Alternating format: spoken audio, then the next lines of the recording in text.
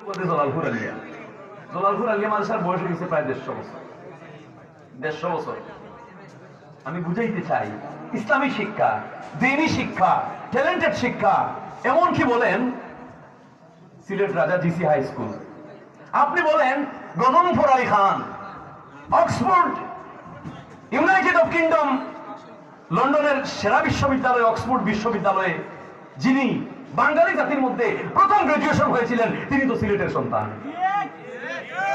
গজনফর আলী খান, গজনফর আলী খান অর্থাৎ rear admiral, নৌবাহিনীর প্রধান রিয়ার অ্যাডমিরাল মাহবুব আলী খান, যার আব্বা আসলা গজনফর আলী খান, তাই না?